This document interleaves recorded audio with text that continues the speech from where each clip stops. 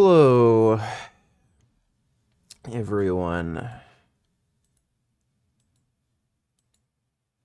Hi. Did you sleep? Still tired though. Did you take that new medication? Yeah. Probably should wait until you have more time to sleep.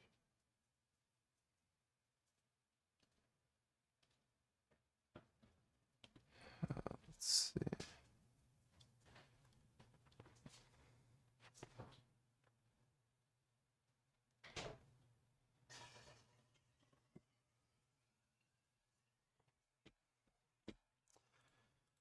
All right.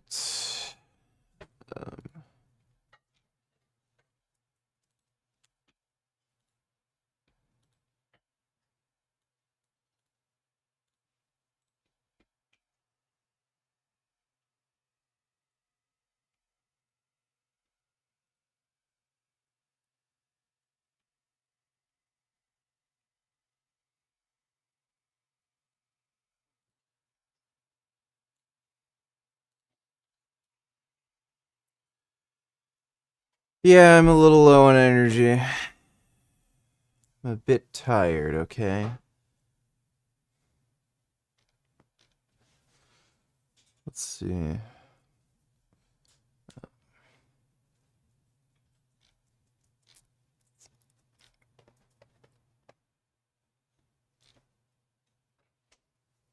No dog.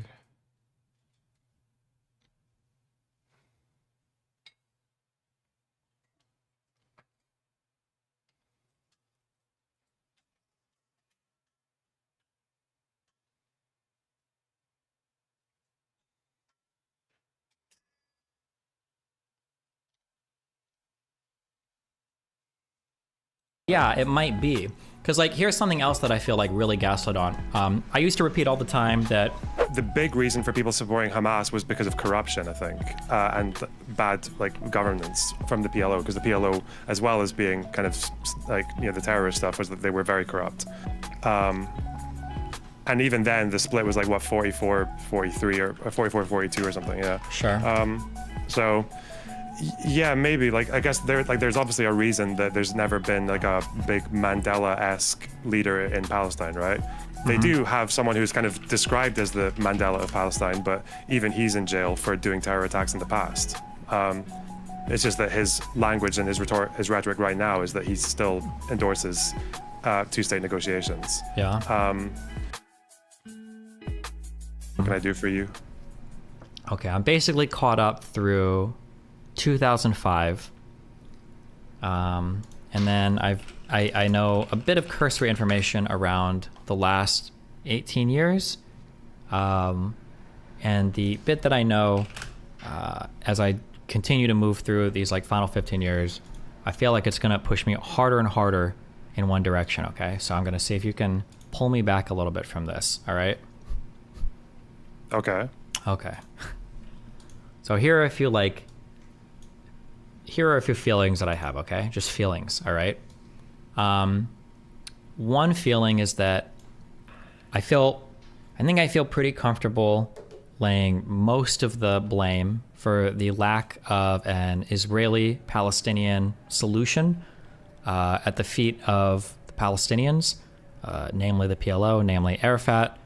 And I feel like the continuation of conflict, especially between Gaza and Israel, but including the West Bank as well, has like continually been driven by Palestinian terrorism and extremism. And I feel like the Gaza blockade is actually incredibly easy to justify.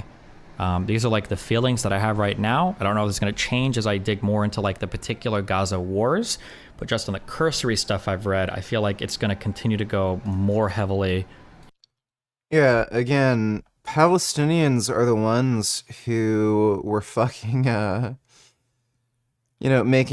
doing suicide bombing attacks, refusing to negotiate a two-state solution. In against that direction.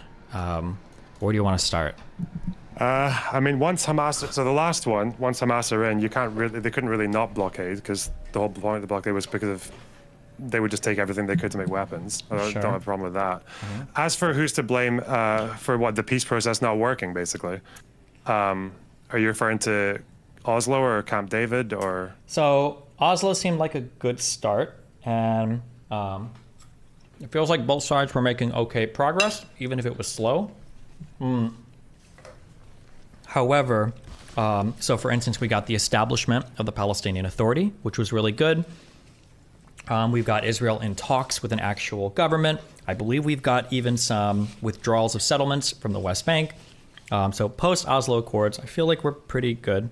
But then it feels like for Camp David, because of mounting both international and internal pressure against Arafat, and the fact that I've seen a ton of statements now from different Palestinian leaders, including like his own widowed wife, that Arafat basically was like planning the second intifada for a while, that when he went to Camp David, it was unlikely that he was ever going to negotiate on anything.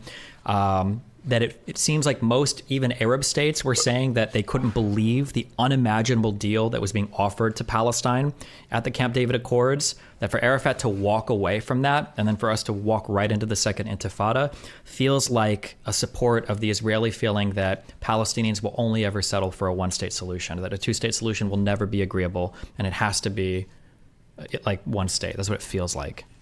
Tell me yeah, go ahead. The thing I think I've mentioned it to you before, that the second intifada idea being planned by Arafat all along, that he was never going to accept anything. I've seen that go around, but I don't think I've ever heard anything conclusive about it. There are statements, but then there are also lots of contradictory statements, but that's the problem with basically all of Camp David. So well, for the way I tended to... let me see if I can find this. Okay. That's how I felt as soon as I started reading them, and I was like, okay, like, is it really planned? But like, so here are some of the people who have made statements. Okay, it's just 2 paragraphs here, and maybe there are other people on the other side. Okay.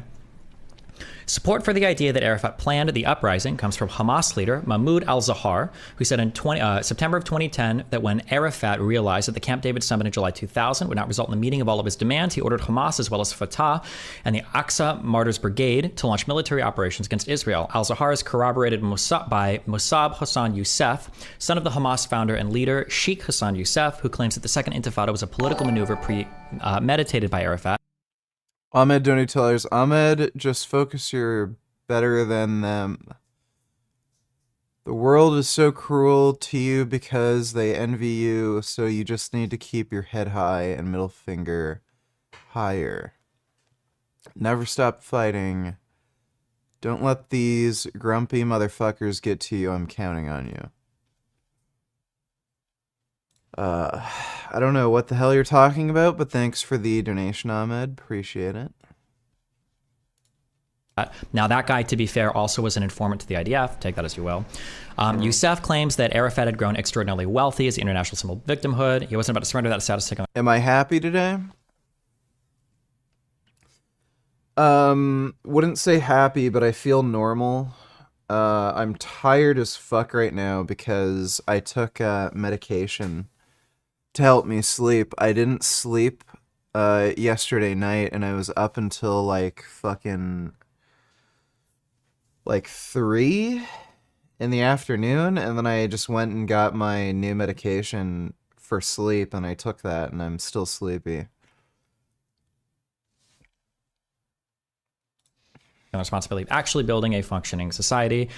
David Samuels then quotes Mamdouh Nofal, a former military commander of the Democratic Front for the Liberation of Palestine, who supplied more evidence of pre-28 September military preparations. Nofal recounts that Arafat told us, in quotes, told us, now we are going to fight, so we must be ready.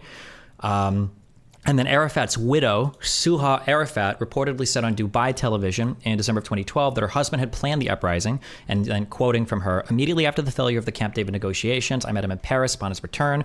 Camp David had failed, and he said to me, you should remain in Paris. I asked him why, and he said, because I'm going to start an intifada. They want me to betray the Palestinian cause. They want me to give up our principles, and I will not do so. Now, to be fair, she said that happened after the failure of Camp David, but Yeah, and then I feel like I can see reasons why internationally Arafat is being pressured quite a bit. He's lost a lot of popularity in the Arab world. His support of Saddam Hussein after the first Gulf War hurt his image with Palestinians. The PLO was losing prestige. He had already taken a lot of shit basically for saying that like we're going to recognize Israel as a country and work with them, even though they hadn't secured any real concessions. Let's see if Wendigoon has anything.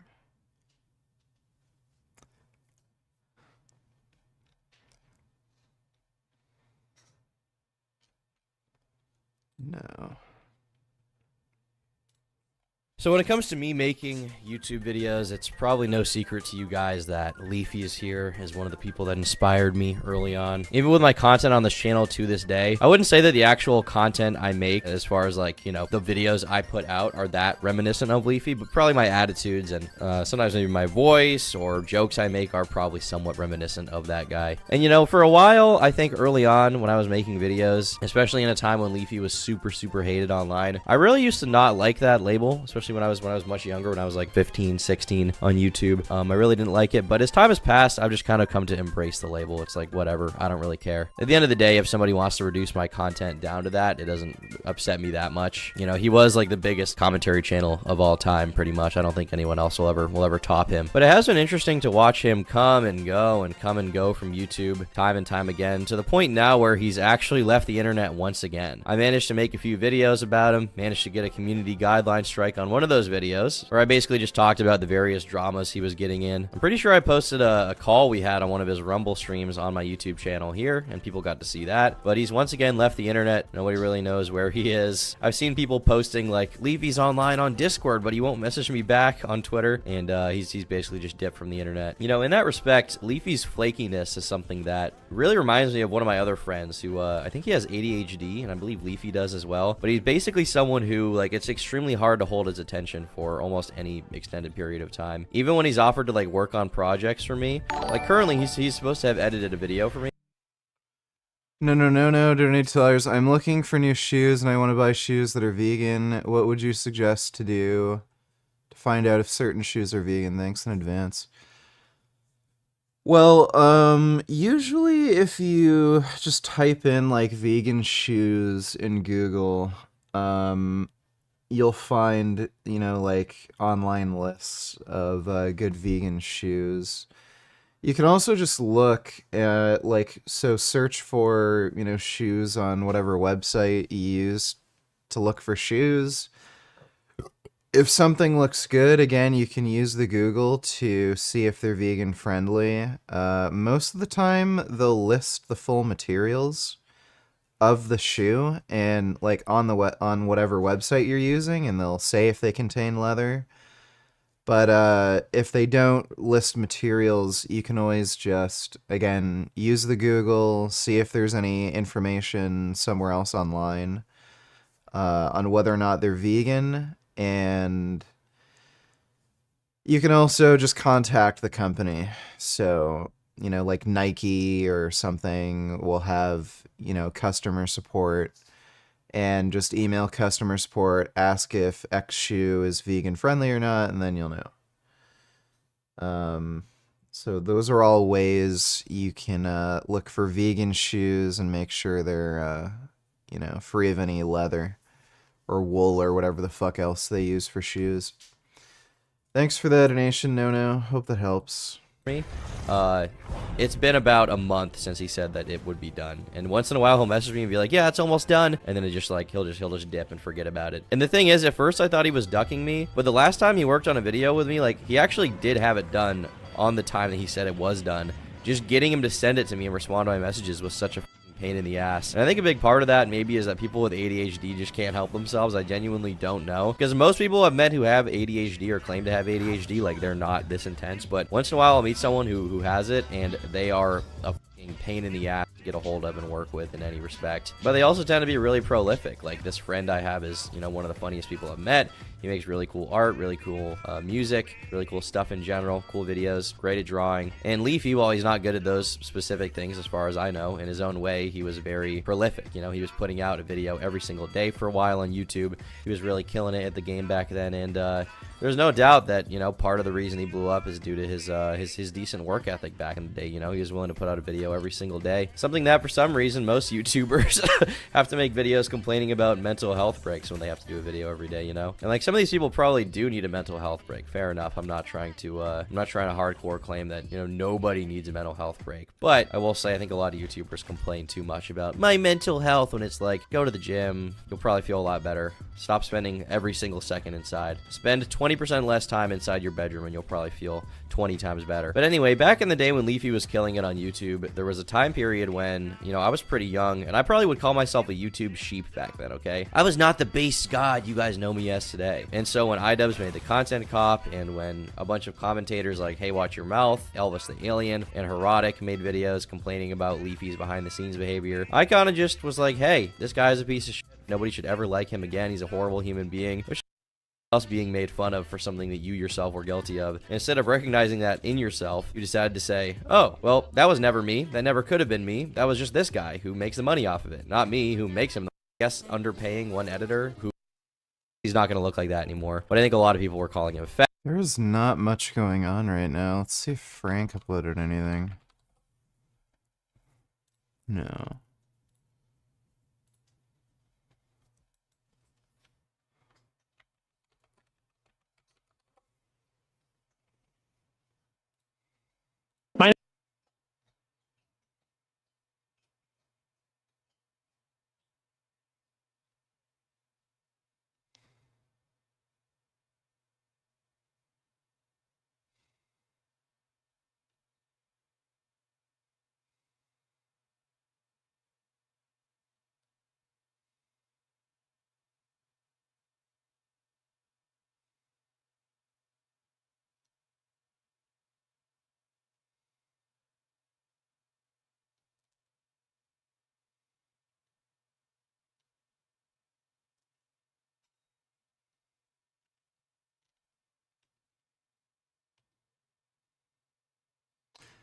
You're taking your e-bike out to get toilet paper. That sounds like fun.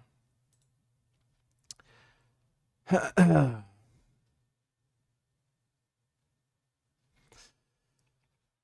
you know what? It might just be video game time already. Holy shit, is it a slow day.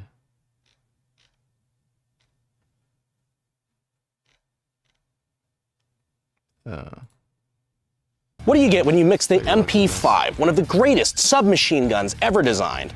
You mix that with modern polymer manufacturing techniques and the Lord's caliber, 45 ACP. Well, ladies and gentlemen, you get the UMP-45. And today, we're gonna fuck with it.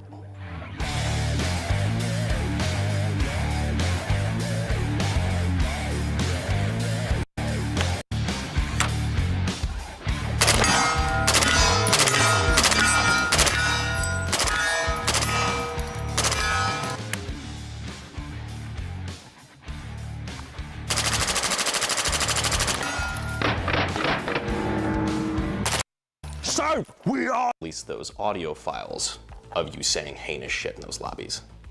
Oh, that's right, I've got them. Got ourselves a little Mexican standoff here. I'm sure you'll make the right call. Should debate inspiring philosophy on the problem of evil. That is a good idea, actually.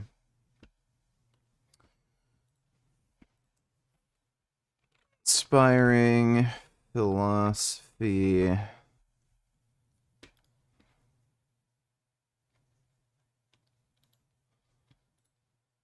Welcome to Inspire.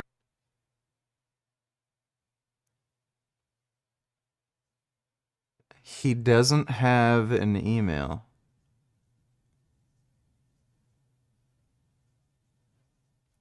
Okay, I'll have to look up how to get a hold of him. All right, so a few months ago, while in the throes of insanity, Let's see if he has any dumb content. Destroy all humans too.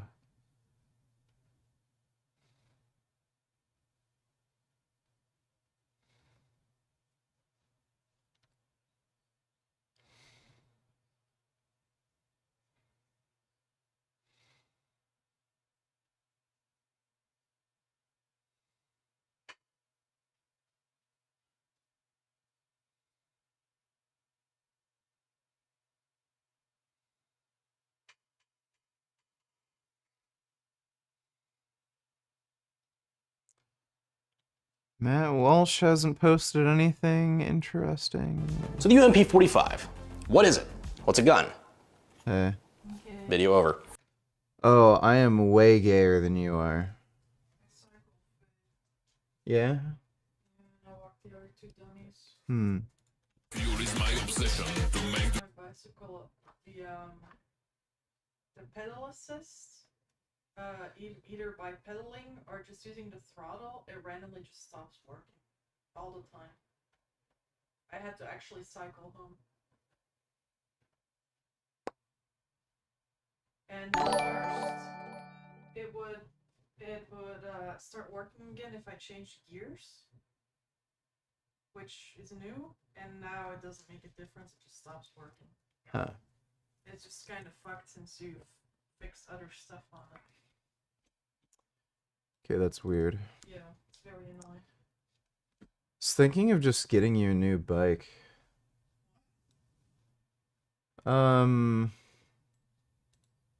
It's probably just a better bike for you. Like a mountain bike for Faye, she's really good at stuff. Yeah. She'd probably like that. DD, donate $2. Let me take a look. They're expensive.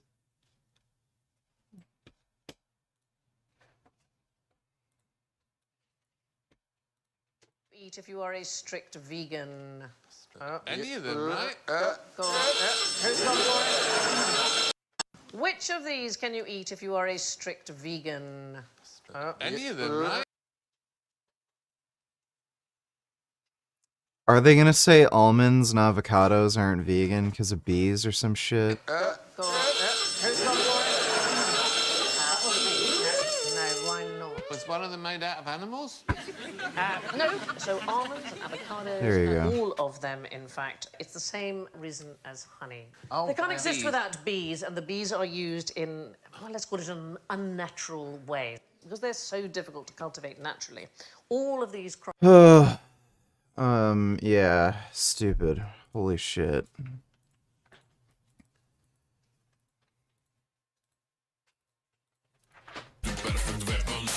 Well, thanks for the donation, DD.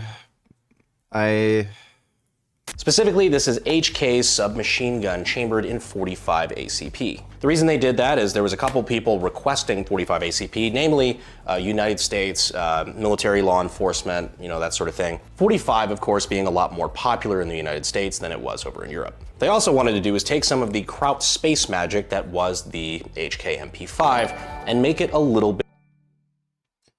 Poopy Butt donated $2. Carnivore cringe. Let me see. All right, meet Barbara. She is a yoga instructor who looks pretty good for her age and looks pretty young. What's her secret? Well, we're going to find out. I'm 54 years old.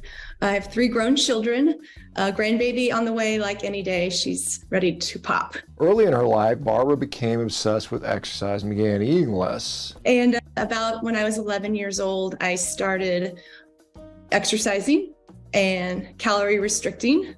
By the time I was a freshman in high school, I even had a little anorexic period where I lost a lot of hair, just eating little to nothing for quite some time. From that point, she continued having a poor relationship with food. Most of my life, Well, no wonder she's on a carnivore diet. I've said this before. I think the carnivore diet is a form of eating disorder. It doesn't make any sense to eat like that. No one who has a good relationship with food is going to eat nothing but red meat. So, yeah, somebody with an eating disorder goes on the carnivore diet. What a great endorsement of the carnivore diet.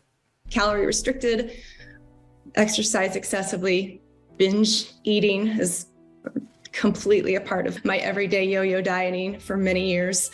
And yeah, that's it. 5 years ago, she began a vegan diet after seeing one of those persuasive videos about veganism. Became a vegan, started the vegan thing. I don't know what was the documentary, What the Health? I should have looked that up. Okay, there you go. She was never vegan. She just ate plant-based for health reasons. Anyway, watched one of those, was completely convinced that, oh my gosh, yeah, cannot eat animals anymore or animal products. So did that for about a year, lost some weight, lost a lot more hair. Now, a lot of these videos, as you guys... Like, So she's blaming her weight loss on a plant-based diet, even though she had problems with weight loss, calorie restriction because she's had a lifelong eating disorder, and then she blames it on a plant-based diet when she had this problem before. There's no tug on the emotions. They use pretty much emotion-based arguments and very poorly. What the health was about health, not animal welfare.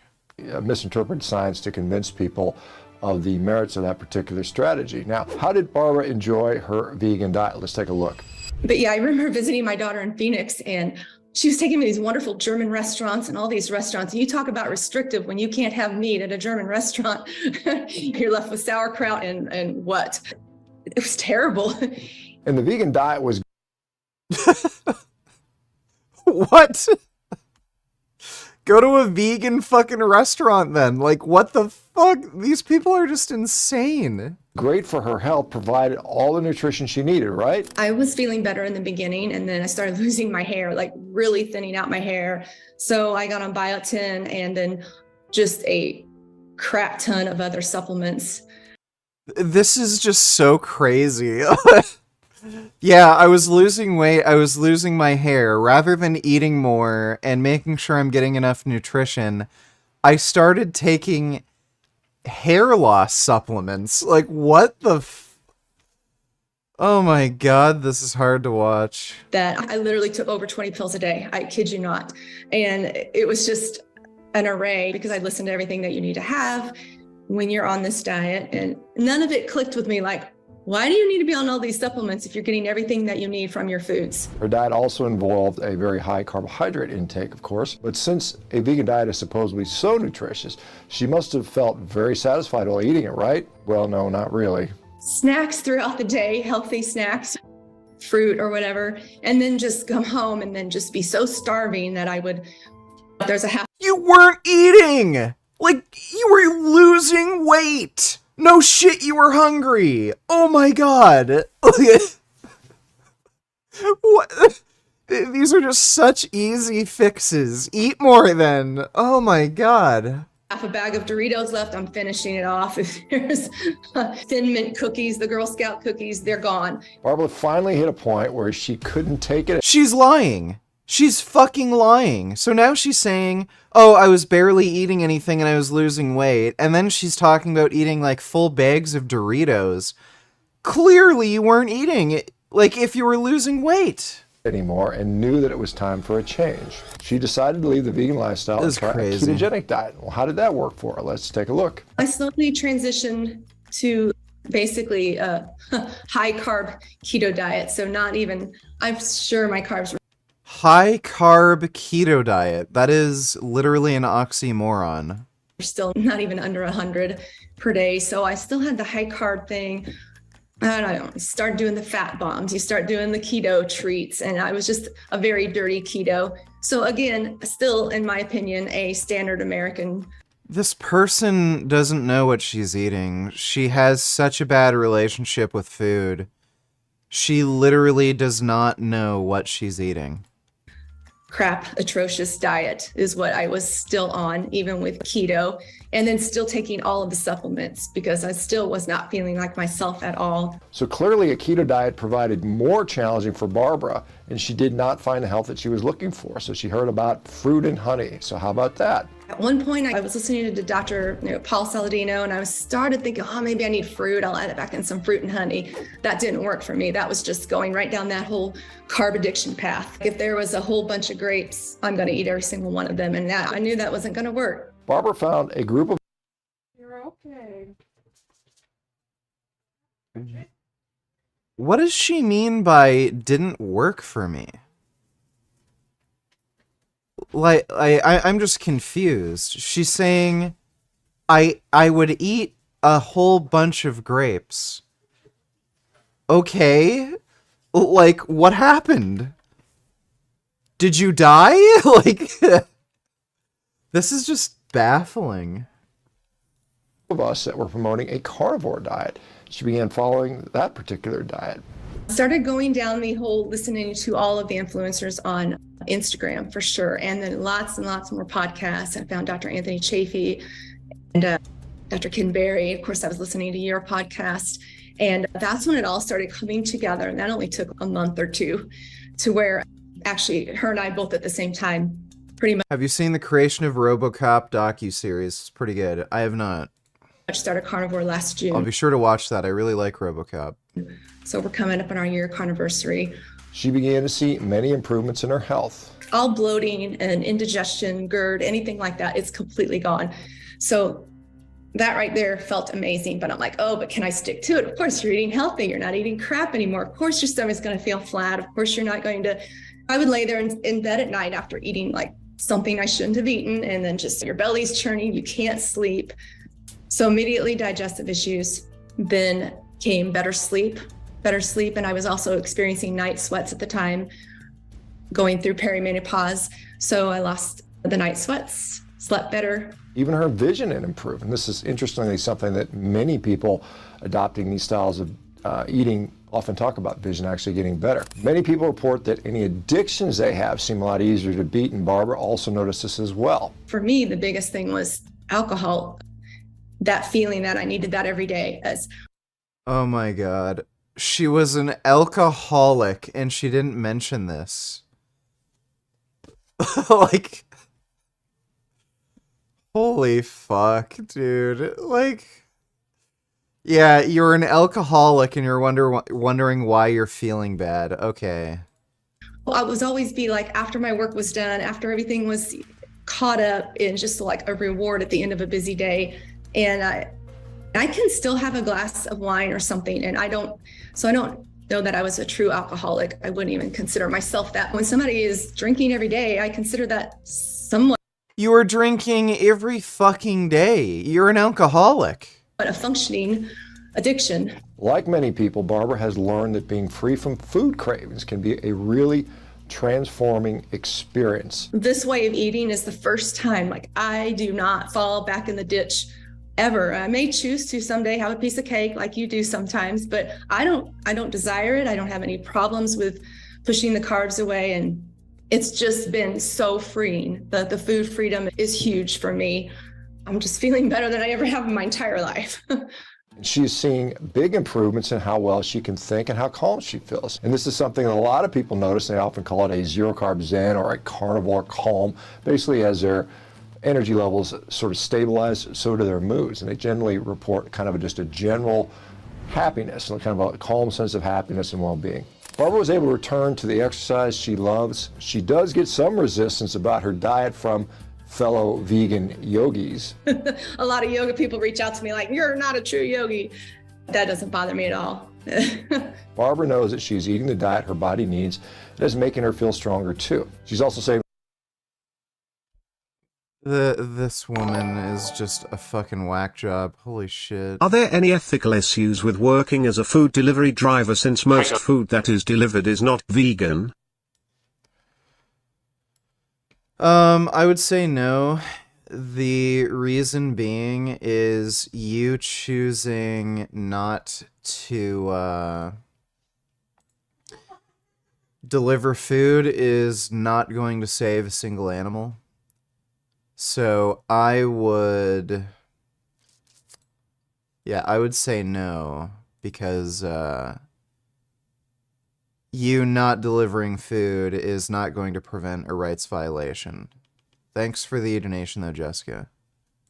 Guys, as requested, I'm going to review a video called Nutrition Tier Lists, Vegetables. Hello everybody, this is Talon, and welcome to this Nutrition Tier List, a series where I break down the options in any given food group and rank them based on how nutritious they are and how good they are for your health. Today we're going to identify something. Of the plant, a vegetable, a banana or an orange. See, you can find plant versions of the B vitamins and vitamin E. So ranking them can be kind of a challenge. Looking at the tiers for this video, we're going to be comparing the nutritional cause, health, and ease of comparison. In this video, I'll be marking whether the numbers are based on the vegetable being raw or cooked. There's plenty more on the way. Nature, if it did exist in nature, of course not. You would be afraid of poisoning yourself, possibly even dying. Also, it's green. VG, what's the easiest way to eat a fiberless vegan diet while staying healthy? Also, why does fiber turn to concrete in my tummy? My tummy always hurts no matter what I do. Also, I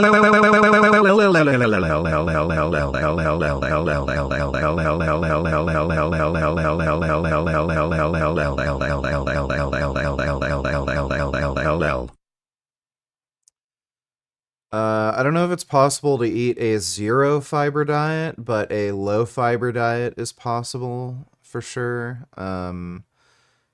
So choose grain, like you can choose eating, grains that are either low in fiber or, free of fiber by eating things like rice.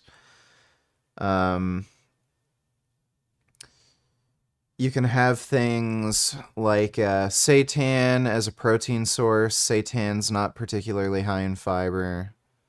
So rather than having beans and lentils, again, seitan. I don't think tofu's particularly high in fiber. Whatchamacall? Mock meats. They're usually not particularly high in fiber, and you can eat protein powders too. Again, they're fairly low in fiber. Nuts and seeds, you can also get a lot of calories while not consuming too much fiber. But chances are the reason why you're having very hard shits if you're eating a lot of high fiber foods. One, I would question if you're actually eating as much fiber as you think you are. And two, you're likely dehydrated.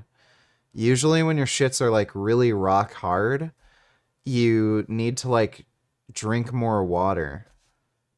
So make sure you're eating more or drinking a lot of water. Make sure your urine is like pretty clear throughout the day. You might also want to consider eating like very watery foods, so eat like a lot of fruit, so that might help. But thanks for the donation, Finks Toka. Hope that helps. Green suppresses appetite in human beings. Green food is not food. Calories, obviously nothing. Macronutrients, carbs, fiber. Fiber is horrible for your gut. Yeah, this is just boring. Bit more affordable. See, the MP5s have actually been around for a while, and they're fantastic. They're nice. Just the roller delay setup on the MP5, matched with 9mm, makes a very controllable machine gun to shoot. We'll talk a little bit about that later. But it also wasn't the cheapest thing to manufacture, and so they figured, hey, you could probably do something a good bit cheaper if it was out of polymer, and that is why the word I would use to describe the UMP45 is overwhelmingly plastic. Like the lower, all plastic. It's a very plastic gun. It's one of the reasons this gun has a very interesting recoil impulse. But like said, spoilers, we're getting ahead of ourselves. So in this video, we're gonna do a little bit more shooting on this. We're gonna compare it directly against the how much of stop and power the UMP45 actually has against distribution right off the bat, which is why even though it did penetrate and continued on down. Thankfully, this one is fairly simple. But try not to get too much grease and shit on this brand 5. This one actually being my bedside gun. Normally, I do have a suppressor on this because I value what is left of my hearing, but I do want to just test the recoil impulse of both guns, as similar setups as we can get them. Just to show off not only the difference that caliber makes, as far as 9mm versus 45, but also the roller delay system of the MP5 versus just the raw direct blowback of the UMP. So let's do semi-auto first.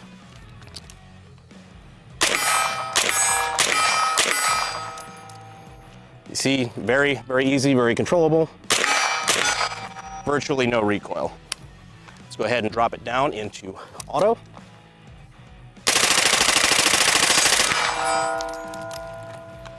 A little bit more. What body parts would you say are good to train in the evening as a second session? If you're training chest in morning, would you say it makes more sense to train triceps in that session than delts since triceps are utilized more in benching? Hope I made sense.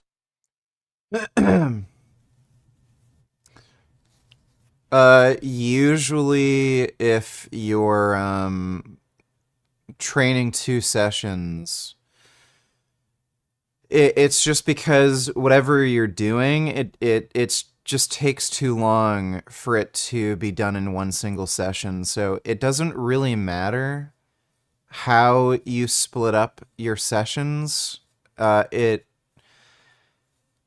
It's just, if it takes you too long to do what you need to do, then, just do the rest of your work later in the day.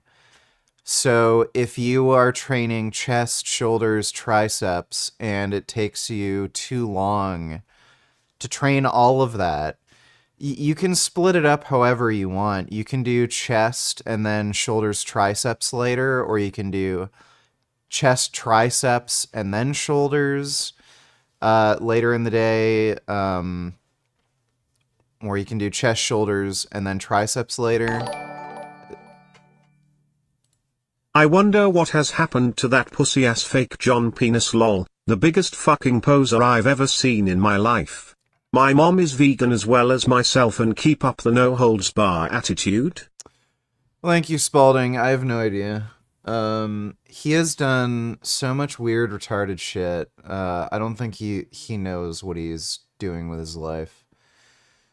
Not a smart guy. He does not think ahead.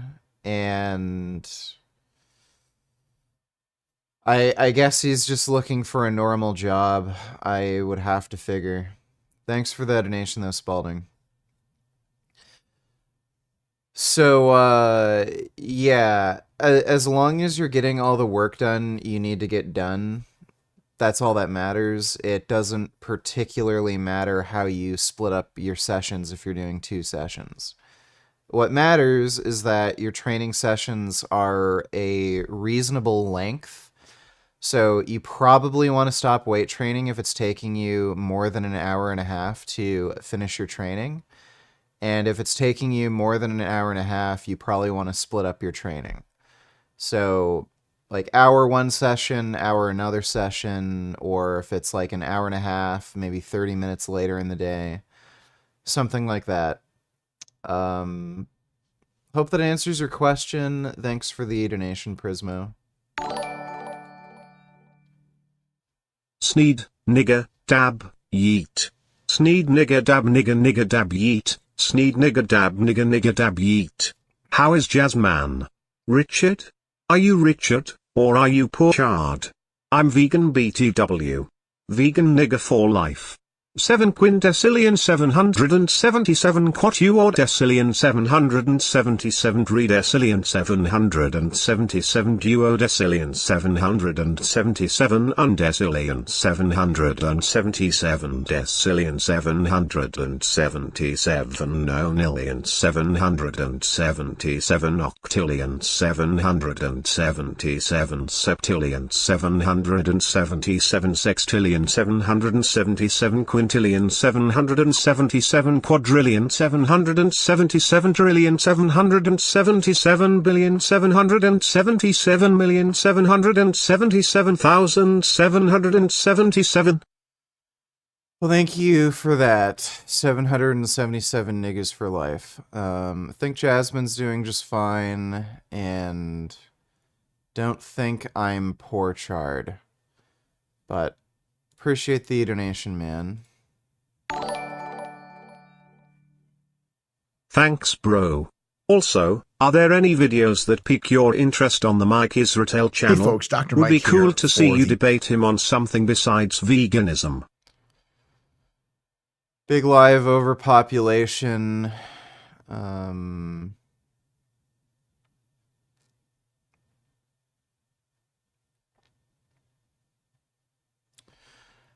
don't think I'd bother reacting to that.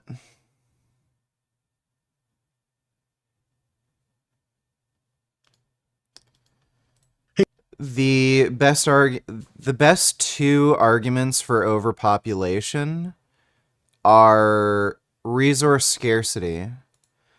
So there's not resource scarcity in a general sense, but there are areas that you could consider to be overpopulated due to issues with resources in those areas. So there are places that need to import food, that need to import water, that are energy dependent. Right now, you're seeing like the Colorado River drying up. So along the west coast of the United States, there are water insecurity problems. You could say there is an overpopulation problem because of issues with resource scarcity. You are seeing in parts of Europe the issue of energy dependence and the war with Russia and Ukraine has caused gas shortages. So that's probably the best argument for overpopulation, but that's not in a general sense. Like, the world can sustain a larger population for sure. It's just that certain areas are maybe not particularly good to inhabit, or there needs to be considerations with, geopolitics and how resources are managed. That's probably the best argument for overpopulation. Yeah, nothing particularly interesting on his... termed... What?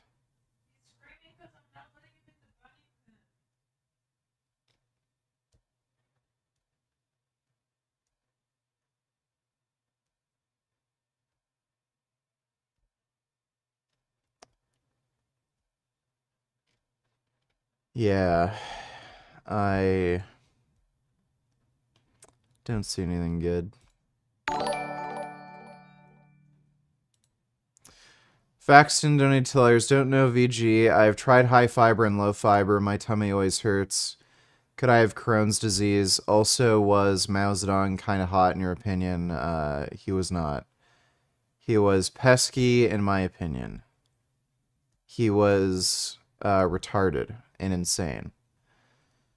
So I would go speak to a gastroenterologist, dude, if you constantly have these digestive problems. You could have Crohn's disease, that's possible, but I wouldn't know. I would just talk to a gastroenterologist. Like, see if you can actually get diagnosed with something. Thanks for the donation, though, Faxton.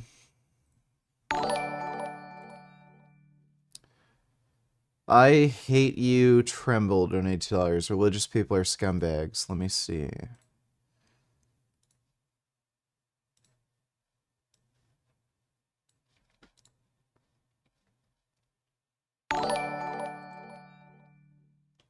Favorite animated Disney film? Probably a Goofy movie. Thanks for the donation, Sean. Support Israel so strongly? Well, it's because of the Jewish lobby. Allow me to simplify this for you. The most influential lobby in America is the Jewish lobby. But surprisingly, Jews don't dominate this lobby. Evangelical Christians do. Why? Because this is biblical to them. They believe that as soon as they complete the creation of the state of Israel, this will bring forth the Battle of Armageddon. No. Yeah, so one of the largest lobbying groups is the Jewish lobbying group, and they are not mostly comprised of evangelical Christians. The Battle of Armageddon is a holy war, the second coming of Christ, the Messiah. This guy is just crazy. Okay, whatever. DeSantis wear lifts to make himself look taller? In the past few weeks, social media users have noticed something strange about Ron DeSantis' boots, saying that they just don't sit right and that he might be wearing heel lifts. DeSantis and his campaign have vehemently denied claims that he wears lifts, but Politico spoke to 3 world-renowned shoemakers, and they all said DeSantis likely does have lifts in his boots. Tiny D, as his main Republican rival debated calling him, is 5'11", according to the 2001 Yale baseball roster, a whole 4 inches shorter than Trump himself. So why does DeSantis feel the pressure to add a few inches? Well, over the last 100 years or so, the taller candidate has always had the advantage in general elections, with the only 2 exceptions being Obama against Romney and Biden against Trump. So being taller might actually be his only way to the Oval. Does Ron DeSantis almost certainly uses heel lifts. Almost certainly. He also wears shoes that just have a big heel. So he is trying to look taller. He's pretty insecure and retarded.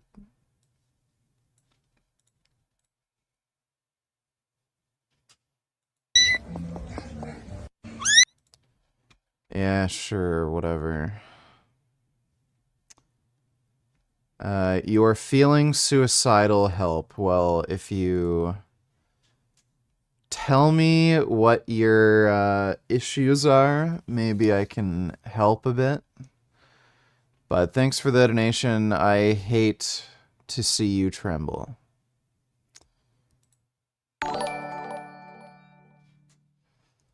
Let's see. Small Dick Retard Virgin donated $2. I'm a male, 5'1". I'm overweight and balding, and I'm only 25. I have a 3-inch penis. I've never had sex, kissed, or even held a hand with a girl. Will this video help me get girls? What's going on, everybody? I'm Selma Kim. Did you miss me? I can pretty much guarantee you it will not. You probably need to lose weight. That will do a lot more help for you. Thanks for the donation, dude. Is it true that your father stopped talking to you because you called his designs for your shirts ugly? That's not exactly how it happened, but partially. I never said anything about his t-shirt designs to him. But yeah, from what I heard from my mom, it sounds like he isn't talking to me partly because I didn't like his t-shirt designs. So, thanks for that donation though, Mohammed. Do you think that this will be an interesting debate? Huh. It might. I think Andrew is a better debater than Matt Dillahunty. It's just that... Yeah, it's just that Andrew's beliefs are stupid. So...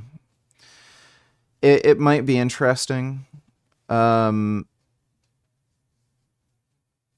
has the worse position, but I think he's probably a stronger debater, so it might be interesting. Thanks for the donation, Dodo. Appreciate it. I'll be sure to watch that. Heard about your recent depression. I'm sorry to hear. You should try to smile more, it helps. It rewires your brain. Stop taking medication since depression is just a mindset. You need strong mind. So what are natural ways to help depression? You know, here at Amen Clinics, we're always thinking, first do no harm, use the least toxic, most effective ways to help the brain. And for someone who's depressed, head-to-head against antidepressants, exercise has been shown to be equally effective. So if you're depressed, start walking like you're late for 45 minutes, 4 to 7 times a week. I walk 7 days a week. Head-to-head against antidepressants in a study from New Zealand. Omega-3 fatty acids were found to be equally effective.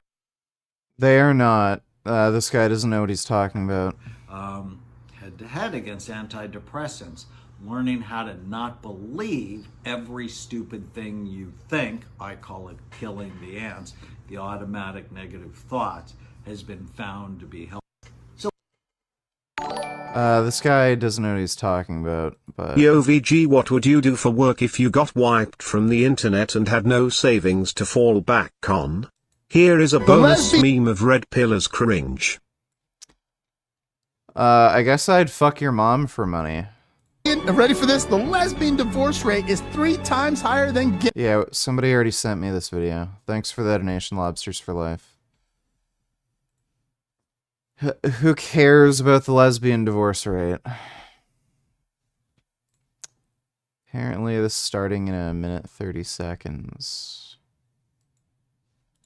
It looks like you did. So, I'm America's face of dating, by the way. How could I forget that? I approach girls in public. Really just how I've gotten so much success in natural attraction. Exact same things. And disclaimer, this will work. I don't like fat girls. That's okay. Type of girl that you are. You got guys, my is most likely girls with boyfriends, or girls that are not actually single, or girls that are just not interested in you.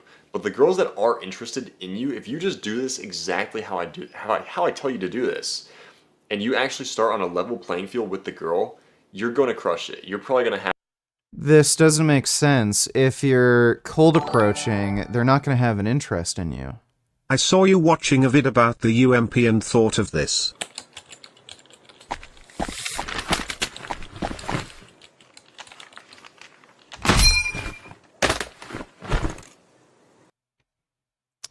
Yeah. Thanks for that donation, Master Shake. Have at least a 90%, at least success rate with this stuff. With at least approaching girls, expect at least about a 50% success rate, and that's unheard of for every other guy's programs. Every other. Generally speaking, if you're a good-looking guy and you're doing cold approaching, you can expect maybe a 10% success rate if we're judging success by getting a girl's phone number. So if you're good looking and you're pretty decent socially, the best you can really expect is about 10%. So ask anybody who's an actual pickup artist. If you look at dudes who know what they're doing, about 1 in every 10 women will actually be interested in giving their number to you. So when he says a 50% success rate, that's not possible. It's just not going to happen. The only people who are probably going to have a 50% success rate are going to be like super megastar celebrities like Henry Cavill. Henry Cavill would probably have like a 50% success rate with women, something like that. Maybe even higher just because of who he is. But if you're, again, normal, and normal being in like, you know, a spectrum of average-ish to maybe above average, like you're successful, really good looking, you're going to have like a 10% success rate. That's the best you can really hope for. Don't know when that's really starting. Dating gurus programs, that's unheard of, right? They wish they could even touch 25%.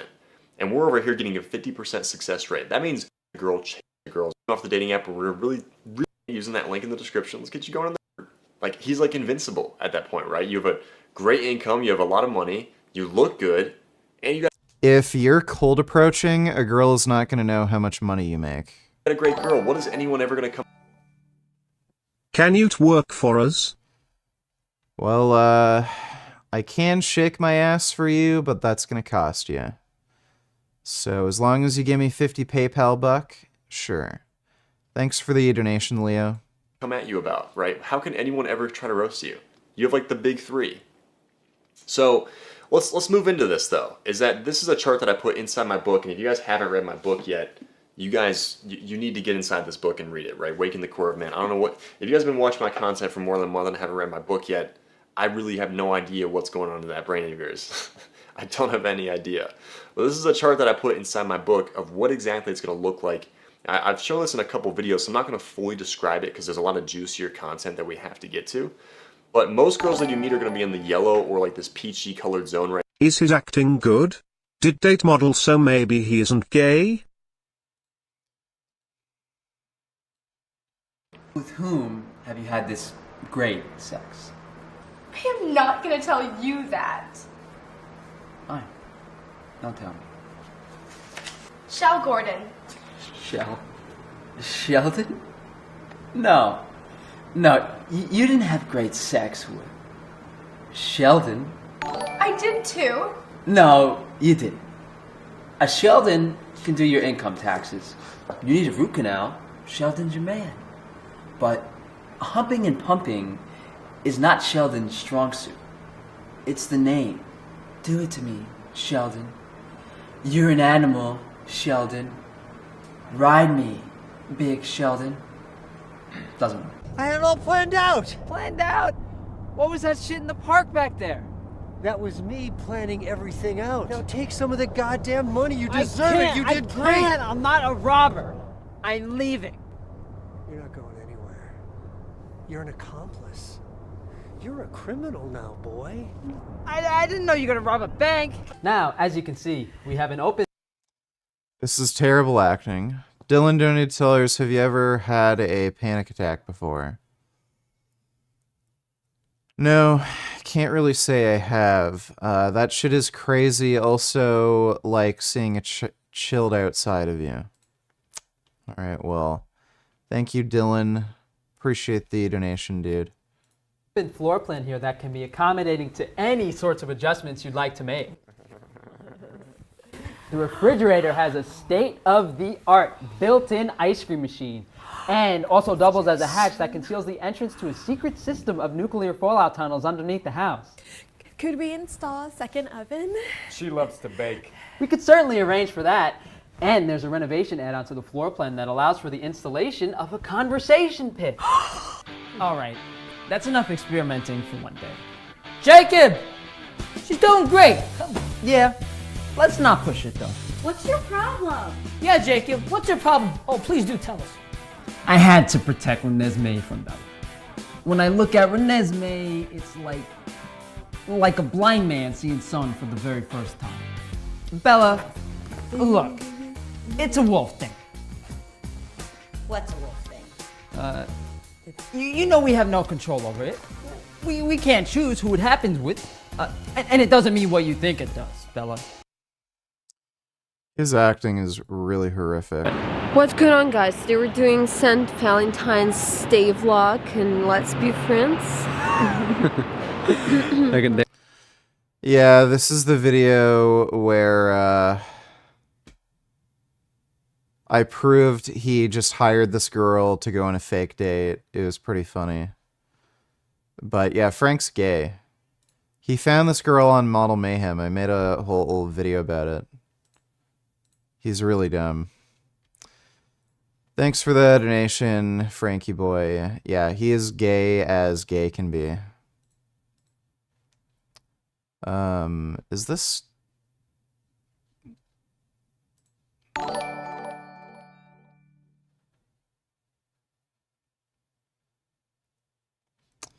Wonder when they're actually gonna start. Finks Toka donated tellers, what's up, my pesky chum? Was Mao autistic? I don't know. I feel like I have similar autism to Comrade C. Tung. Thoughts on Comrade Lin Bio's mysterious plane accident? I don't have an opinion on that. Very reminiscent of Prigozhin's recent execution. Dictators doing their thing. Prigozhin is silly, I guess. Thanks for that donation, Finks Toka. Right here, where they're like, hey, he's kind of cute. Let me go talk to him. Let me go throw some tests at him. See how he responds. And based on how you interact with her and pass those tests is going to determine whether she moves backward to the blue section, just loses all interest for you. Most guys are that route. Or if she's going to move to the red zone where she actually is pursuing you, in love with you at that point, and wants to date you or even go on multiple dates with you. Every girl that you ever meet can be categorized anywhere on this chart right here. But at first, the first thing that's most important is that you have the open, right? Like you have to open, you have to talk to the girl, right? There has to be some point where you get out of your head and talk to the girl to actually get the girl on a date, right? And actually cold approach her successfully and actually talk to her and make something happen, right? The open can really be anything. Like people pressurize and they put so much pressure on the open, like it's like the biggest deal thing, and it is a big deal. It's just for fun, like Monopoly money. You can predict anything, including the debates we have for DebateCon this weekend. So what we're going to do is, in order to resolve who was more persuasive during the debate is we're actually going to do a before and after poll raising your hands. You don't have to vote, but if you happen to lean one way or the other, namely, if you think that Christianity has a better foundation for ethics, even just a smidge, or if it's all the way, then at that point, you'd put your hand up. If you're like totally 50-50, you're like, I'm truly 50, then don't put your hand up when we do the poll. And then if you lean towards secular humanism, even a smidge or 100%, you'd want to put your hand up when we give that option. Does that make sense? So we're going to do a percentage basis. So percent at the start of the debate and then at the end. And then for our online audience, we highly encourage you to check out Manifold, which is linked in the description box. You can actually vote right now in terms of who you think will win, in other words, be more persuasive in this debate, by clicking on that link right now in the description box. Thanks so much to Manifold for sponsoring our event. And, by the way, last, if you want to vote in person via Manifold, you can actually use your phone camera and use the QR code and actually... Bingston Donatillars, did you?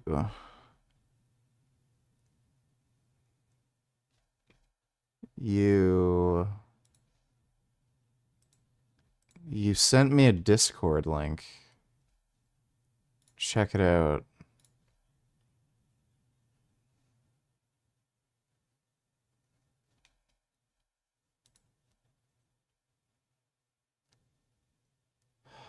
Oh my god, dude. I'm not looking up. It's making me sign into Discord on the desktop app. I don't know why. Thanks for that donation though. Then we'll resolve the market at the end of the debate. But with that, we're going to kick it over to Matt for his opening statement. Thanks so much for being with us. And Matt, the floor is all yours for your opening. Thanks so much, James. And thanks, Andrew, for being here and all of you for showing up. Humanism has as its focus the betterment of humanity in this life, while Christianity has as its focus adherence to a God and the disposition of souls in an afterlife. Our best efforts in this life are, according to the Bible, like filthy rags. Our best attempts at righteousness and justice are portrayed as vile and disgusting when compared to a bumbling God constantly failing to get his creation to love and respect him, while also prescribing the death penalty for nearly everything: adultery, blasphemy, breaking the Sabbath, disobedient children, witchcraft, worshiping another god, not being a virgin on your wedding night. Which is better for society? Well, I'd say the one that has human society as its focus and isn't so intent on killing humans for not buying into a specific doctrine. Heaven and hell, if they were to exist, aren't human societies. What a God thinks is unknown and irrelevant. There's never been a secular humanist nation, either in a governmental form, which I'm not advocating for, or in a primary philosophical view of the majority of the population, which means we have to look at the ideals between these two positions. Secular humanism has been around for 90 years. In 1933, the first Secular Humanist Manifesto was published. It identified humanism as a religion with 15 points. It was updated 40 years later in 1973 with a lot more information. And then it was incredibly shortened. Cam donated $2. Reddit. Let me see.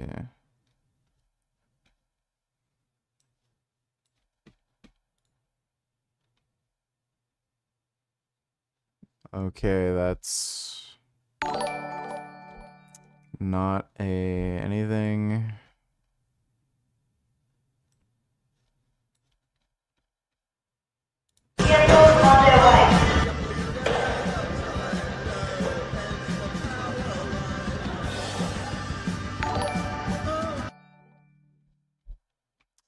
Uh-huh.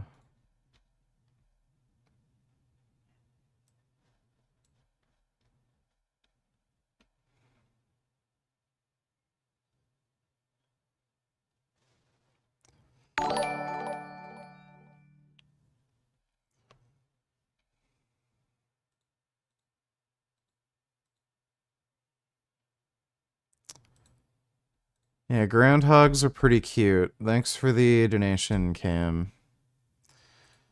No, donate $2. I have a confession to make. The page for the multivitamin I take was sold out, and I found a different page for the same brand. And the same, or so I thought, product. I got the order today, and when I opened it, tablets were different. Then I was like, is it not vegan? It looks like past supplements that weren't vegan. Then I looked at the ingredients. When I saw that it contains gelatin, I was like, oh fuck, gelatin coating. I didn't know there was a non-vegan version of the same product. Bottles looked about the same. If I looked closely at the front, instead of veg vegan, the quite small label said contains gelatin. I would have not gotten it if I knew there were 90 tablets. Sorry I let society down that time. Whatever, dude. Simple, dumb mistake. Thanks for the donation, though, man. Or donations. Appreciate that. I hate to see you tremble, donate $2. Want to die badly because of trauma when I was 18. Therapy doesn't do shit. I have 0 social skills. Hard to make friends, and I might be autistic. No one likes me. I have to memorize scripts to talk. Severe rage inside. Working out slightly helps. I'm 22. You probably need medication. If you're autistic, you probably want to get a diagnosis. And you can take meds to help you with social issues. So I would maybe go on that route. If you have a diagnosis, then you have treatment options. If you don't have a diagnosis, then you don't have any treatment options. Your problem is likely not going to be helped with therapy if it's related to autism or something. So I would start there, but thanks for the donation, dude. In 2003. In addition to the manifestos, there are organizations like the Council for Secular Humanism, American Humanists, etc. In the first version of the manifesto, it's presented as a religious view where it acknowledges there's no supernatural guarantee of human value. We advocate a heightened sense of personal life and a cooperative effort to promote social well-being. The goal of humanism is a free and universal society in which people voluntarily and intelligently cooperate for the common good. In the manifesto version 2, 40 years later, this includes a lot more information. Short versions, they begin by saying those who sign this disclaim that they are setting forth a binding credo. This statement reaches for a vision in time that needs direction. We affirm a set of common principles that can serve as a basis for united action. This isn't a to-do list or thou shalt not list.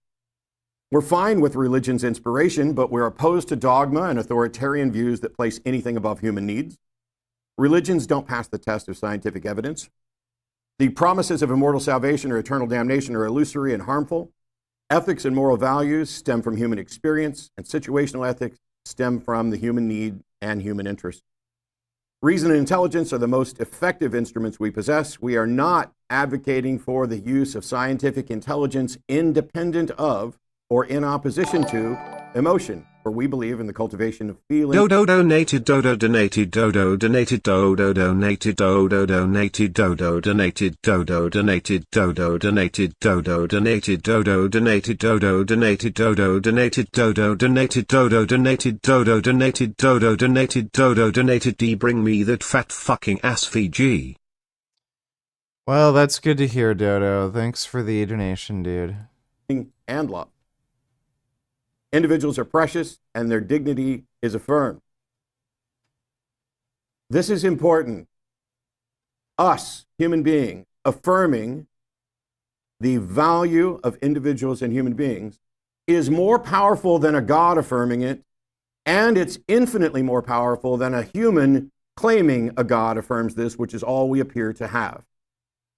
The third version of the manifesto, in a nutshell, is so short. Whether God exists or not, we have problems to solve. We have to do this without appeals to the supernatural entities or intervention. We must utilize the best methods at our disposal. Reason and science seem to be the primary ones to assess reality and reach conclusions. Justice, fairness, equality, and autonomy are the primary goals. This life, not a hypothetical afterlife, is what we're trying to improve. So what happens when religions control societies and governments, either legitimate or illegitimate? Well, conflicts with other societies and other governments may not have any reasoned diplomatic solution. Need only look to Gaza. But that's Islam and Judaism. Here we have Christianity as a primary and Christian nationalism. Under secular humanism, you get to be a Christian, a Jew, a Muslim, gay, straight, socialist, capitalist. You just don't get to impose those necessarily on others through acts of fiat. Not necessarily true with the religions in charge of the government. Mike Johnson's the new Speaker of the House in the United States. He's homophobic as all get out. He's argued to criminalize homosexuality. Homosexualities, by the way, are U.S. citizens with specific rights that he wants to take away. Moreover, he advocates for gay conversion therapy, which is unscientific and torturous, because he thinks he can help them pray the gay away, and the gay can be eliminated. He's not anti-gay. He just wants them to cease to exist as gay. They get to keep being human beings. He thinks there's no right to sodomy. Privacy laws don't protect everything, and he thinks that what sort of sex you have, it should be his to regulate. Sodomy, by the way, is anal or oral copulation, which I have it on good authority, heterosexual folks engage in as well. 2022, he presented what was called the Don't Say Gay bill, outlawing any discussion of gender identity, sexual orientation, or related subjects, which was incredibly problematic because he ignored what the experts have to say about age-appropriate content and how critical it is, especially for kids under 10, which was his target, to have correct language in order to better report on and about sexual abuse. His policy, if it had been implemented, would have made it more traumatic for kids and more difficult for them to out their abusers and easier for abusers to get away with it. Happily, it failed. In 2015, he blamed abortions and the breakup of the nuclear family for school shootings. He also says the teaching of evolution is to blame for mass shootings because we've taught a whole generation, a couple generations now, of Americans that there's no right or wrong, that it's about survival of the fittest. And if you evolve from a primordial slime, what is that life of any sacred value? He wants student-led prayer back in school. So, Speaker, are you okay with Islamic prayers, satanic prayers, or just... Jessica Boroman donated $3. Let me take a look. Oh my god. You relaxing, Poppy? Poppy? Poppy. Here she comes. Oh my god.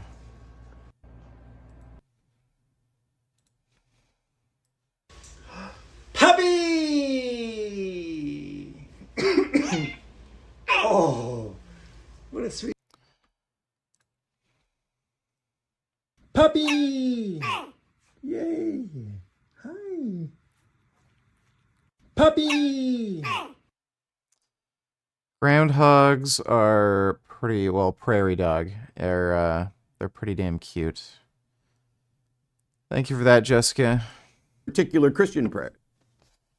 He's opposed to the separation of religion and government, sometimes called the separation of church and state. He thinks that the founders only wanted to protect the church from the state and didn't want to protect the state from the church, citing the notorious lying pseudo-historian David Barton to support this view.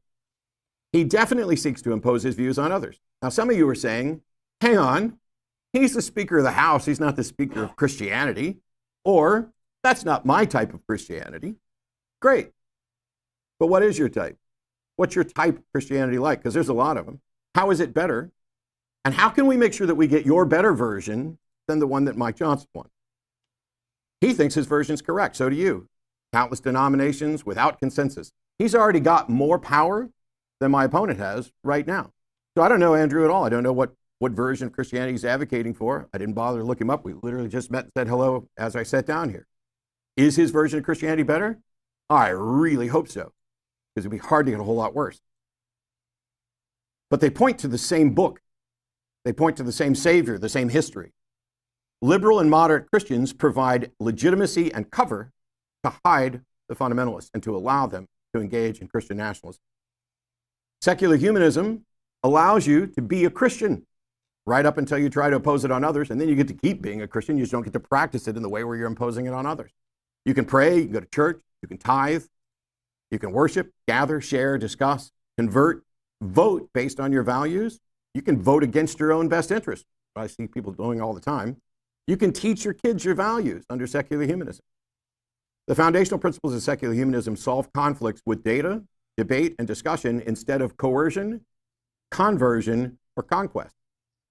There is no secular humanist sect and no denomination of secular humanists that's ever required someone to believe something that is not empirically verifiable, that's ever ordered the death of another person, that's ever ordered or acted to act or destroy property of any person or government, that has ever overthrown a democracy to impose a secular humanist regime, that's ever been connected with terrorist cells and activities, that's ever denied freedom of speech or expression, that's ever called for the deaths of people for criticizing secular humanism or any religious view, that has ever advocated for or inspired suicide bombers or terrorist attacks.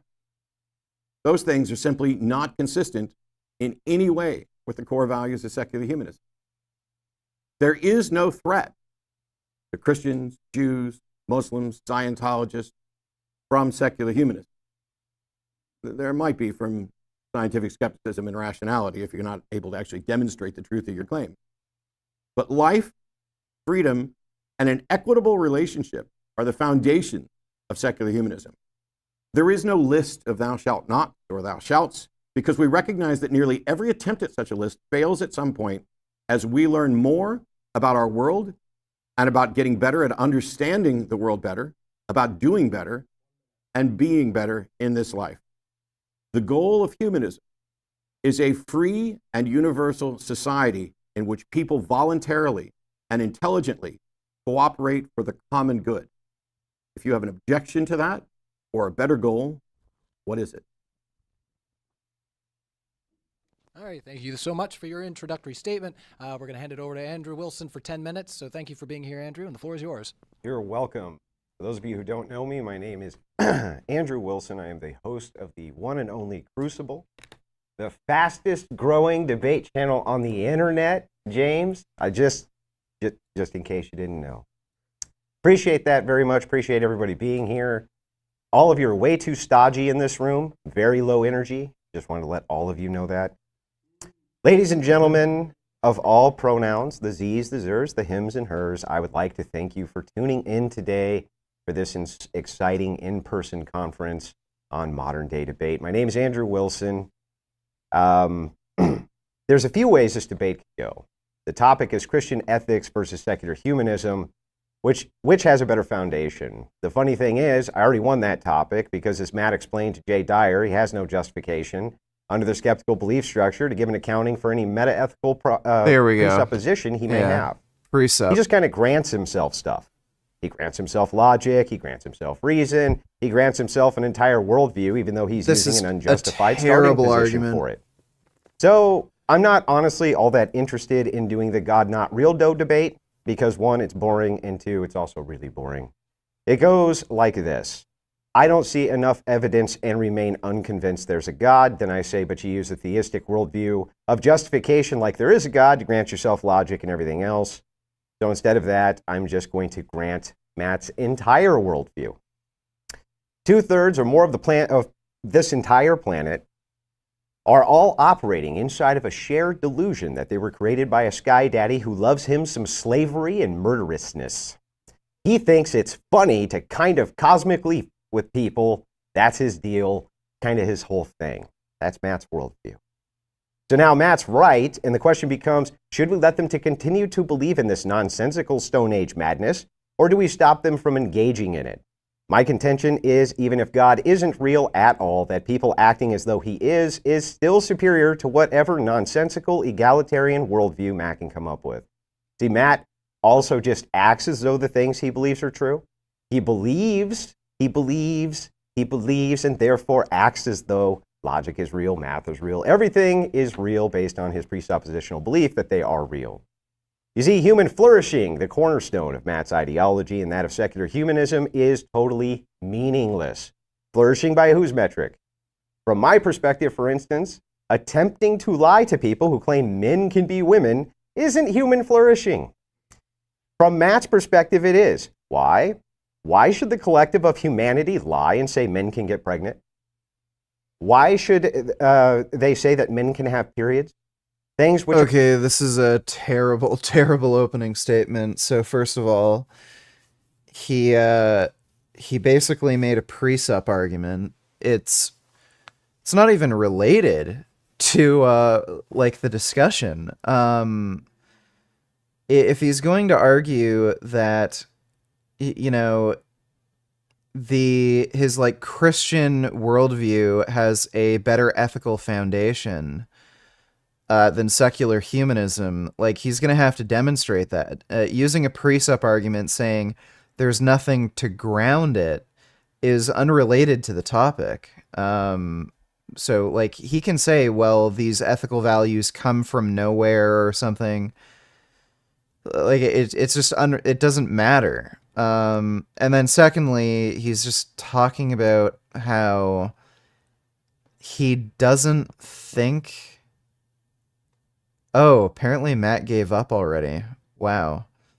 And then he's just talking about like how he thinks, you know, transgenderism doesn't exist. Are categorically and obviously false.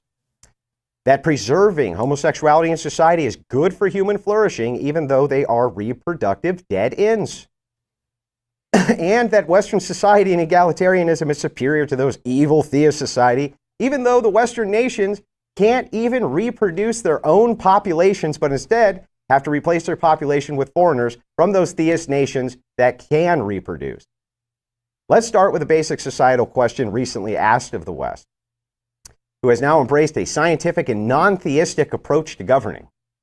Super basic question every kindergartner knows. If you don't believe me, go watch Kindergarten Cop. The question posed to the Western nation is, can a man be a woman? All right? To the question of if a man can be a woman, they say the answer is yes. And the way we will decree they can be a woman is by simply saying that woman now means male. Problem solved. Thank you, secular humanists. Miss Puff, Donny Tellers, can you rate my fur baby's cuteness from 1 to 10? Thanks, cutie. Let me take a look. Well, that is a pretty damn cute dog. I will say a good 8 out of 10. What is this?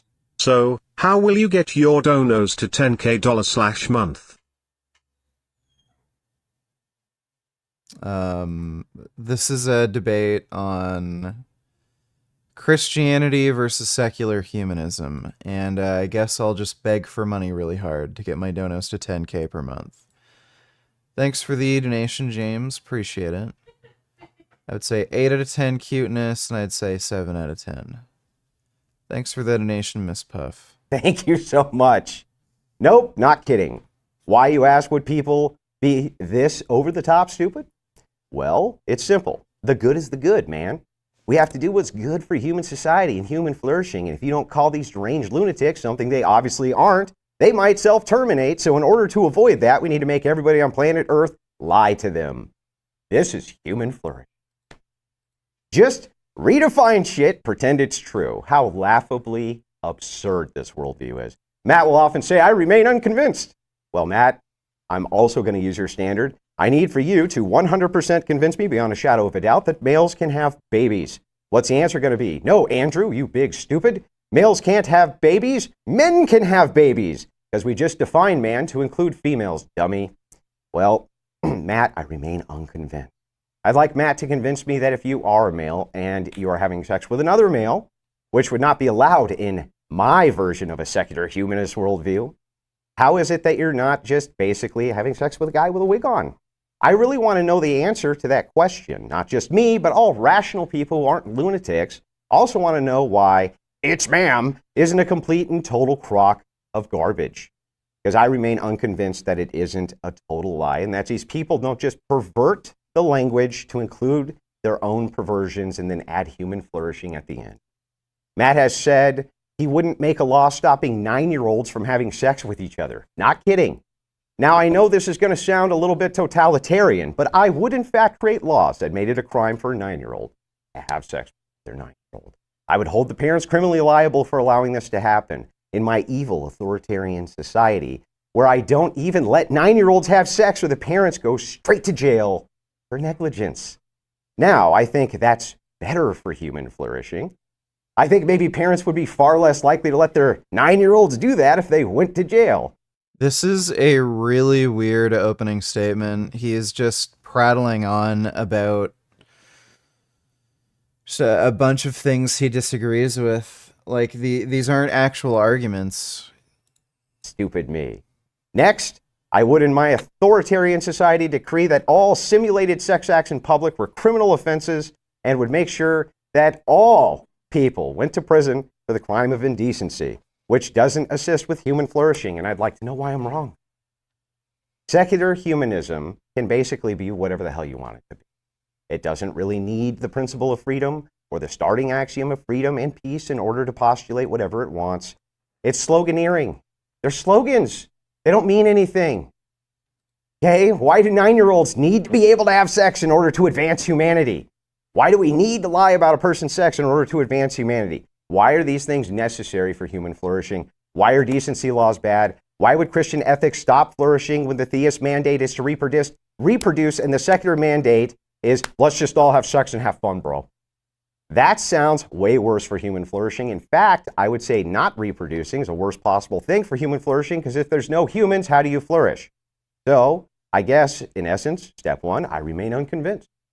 Step 2, I need to be convinced, so I am no longer unconvinced. And step 3, but God not real dough doesn't matter here. I've already granted it to still demonstrate just how stupid this ideology actually is. With that, I'll yield my time, and I'm happy to get into it. Hey, James, I just sent you a message. All right. We are going to kick it into an open discussion, so 50 minutes, and let's kick it. No, I don't think so. I'm not going to sit here and dignify the preparation that I went through and what people were here for. You're so indignant. Keep interrupting me. I am. Okay. You're so indignant. Would the moderator like to step in so that I can finish what I'm saying? Please, Matt. Please. How dare someone have an opposing worldview? I'm not going to sit here and dignify what was supposed to be a debate about Christianity versus secular humanism, which one's better for the world. Yes. With someone who clearly showed up with an agenda that has nothing to do with that. Someone who refers to trans people as deranged lunatics who will self-terminate if you dare to question them. How am I wrong, Matt? Someone who misrepresents a quote from a debate where I said I wouldn't make a law about 9-year-olds having sex being legal with respect to the 9-year-olds, not that I was in any way in favor of it and that I was actually opposed to it, which I addressed during that debate. But moreover, this is not remotely an honest interaction on the front of whether or not secular humanism is valuable. Because this, when he presented his position here, has nothing to do with secular humanism. From the get-go, it's all about me. Matt thinks, Matt thinks, Matt thinks. I'm giving what Matt thinks, what Matt thinks, what Matt thinks. Look at this crazy shit, so many people protesting. Not remotely an honest interaction on the front of whether or not secular humanism is valuable. Because this... Yes. Thanks for the donation tool.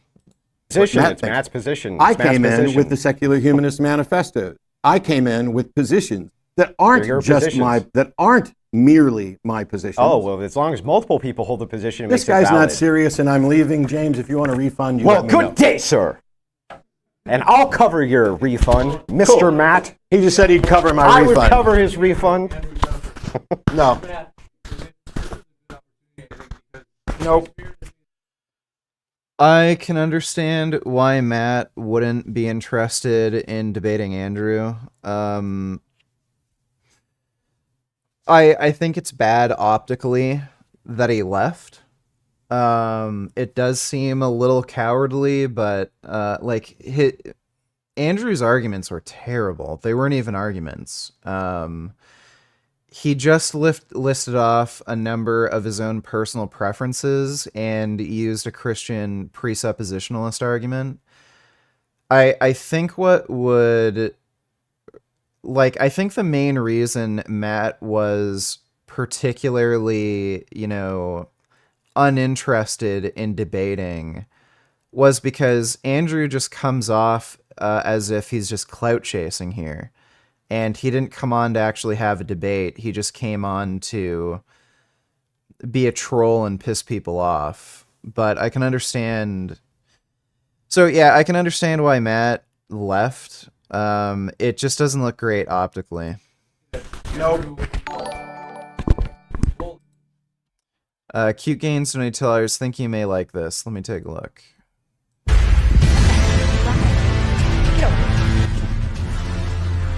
Listen, you are ridiculous. That is a big roly-poly raccoon. Okay, it's Tuesday.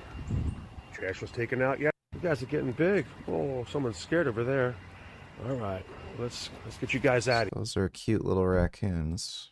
Моя маленькая, а? Чья такая попочка пушистая? Чья такая... А животик?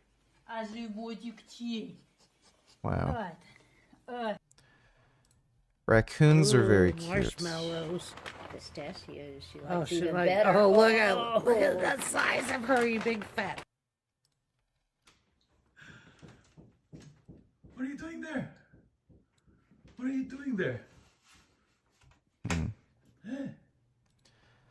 Yes, thanks for the donation, Cute Gains. No, I'm not going to dignify a debate with someone who walked in to trash talk people and be smug and all of the things that he's being right now. He's already said he will cover my expenses. You don't have anything to worry. No, Matt looked bad. He said all what Andrew said. He should be able to defend what he says. People are so soft and sensitive. He didn't want the smoke. I don't think he was worried about Andrew winning the debate. I think he just figured, a waste of time, I'm gonna leave. So, again, it looks bad optically, especially since Andrew made such bad opening arguments. He didn't even make an opening argument. So Matt should have stayed on, made Andrew look stupid and bigoted, and then, left. Thanks for that donation, though, Sego. Worry about. This debate is over. Goodbye. Goodbye. Jackass.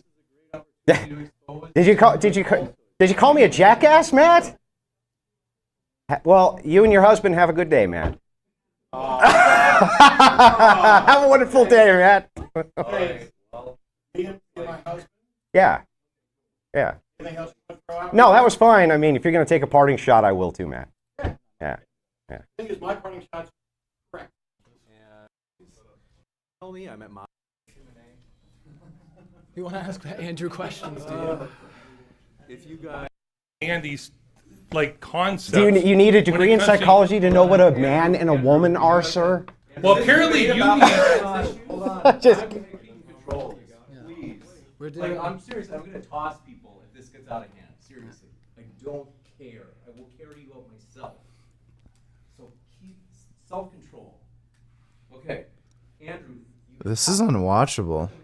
I'm not necessarily on board with everything with the secular humanist manifesto.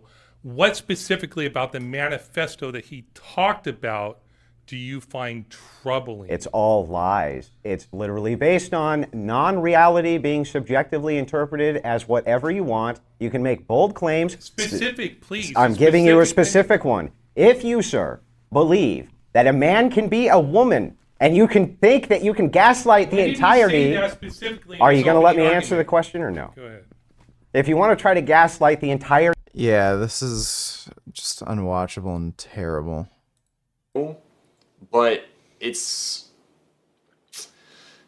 not really the biggest on this chart, and that's what I'm going to show you in a second. So it's like, when I say it can be anything, obviously it's like in the realm of like what's going to build her attraction. Not like, you walk up to her and smack her ass. Probably not a good fucking idea, right? Even if she has a fat ass and you're thinking about doing that, probably is not going to be a great open for you. That probably will break the entire interaction. So keep that in mind, right? Not anything, but pretty close to anything in the realms of what I'm about to tell you of attraction. So popular examples that I give the guys in my program, and this is pretty top secret stuff right here, so, keep this between me and you, okay? Like, trust in you. Situational opener.